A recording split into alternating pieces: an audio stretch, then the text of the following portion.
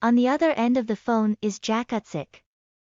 He's calling me from the Miami Federal Correctional Institute, a low-security prison about 40 minutes drive from Miami Beach, near the zoo, and opposite one of Florida's famously generic aging street malls.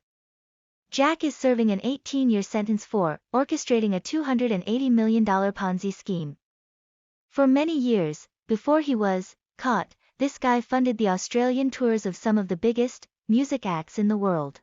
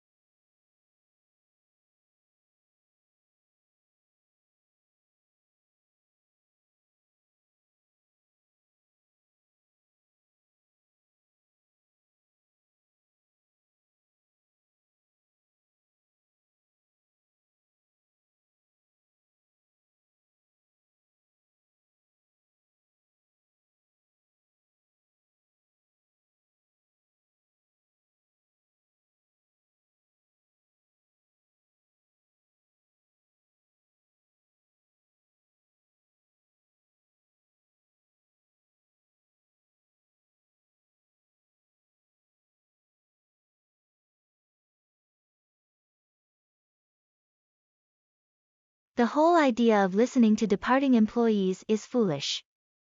I've never understood why companies set such store by exit interviews. They tell themselves that ex-workers are somehow free to tell the truth, when they are actually just as constrained as current employees, only the constraints are different. When you are in a job, you don't say what you really think because you want to keep the paychecks coming in. But when you are walking out the door, you also fail the truth test just as reliably.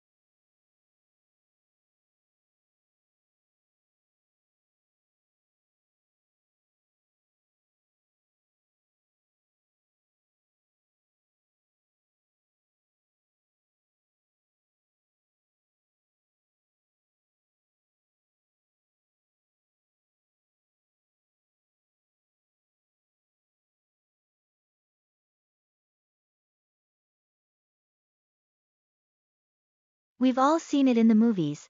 After doing long hard years in prison, a man finally walks free. He steps outside, the sun on his face, the wind in his hair, ready to start over. A new beginning. A new life. The reality of getting out of prison can be very different. If you don't have anyone to pick you up, you might get a transport voucher. If you don't have anywhere to go, you might be given $275, 2 nights in a motel and one set of clothes, that's it. There are more people in prison in Australia than ever before. Right now, that's more than 40,000 people. If you take the official figures, that's 40% more than 6 years ago.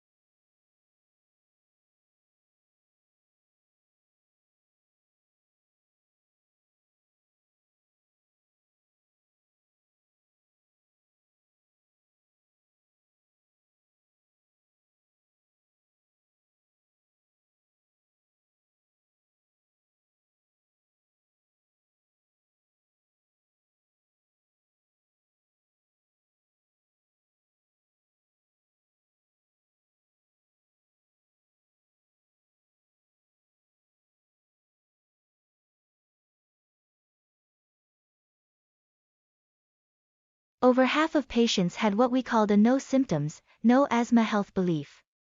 They thought about and managed their asthma as an acute episodic illness, the way someone would treat a cold or the flu. They felt when they had the wheezing or shortness of breath, that's when they had their asthma, and it made perfect sense for them to use the quick relief medicines and their chronic control of medicines then, but once they started feeling better they felt there was no reason for using those medicines because they felt 0k.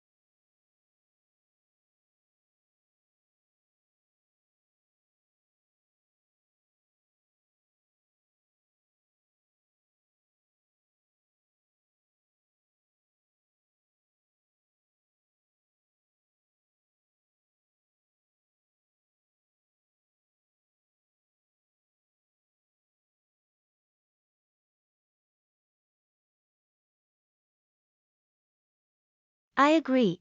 I think that it does need some mass action by people to change their habits, and to apply pressure to governments. And there's a message here, not just for those students who will enroll for the course, but I think for everybody that will listen to this album. This is a problem that affects every single one of us. It's not going to go away, there's a huge problem, and I think that we all have a role to play in addressing this problem.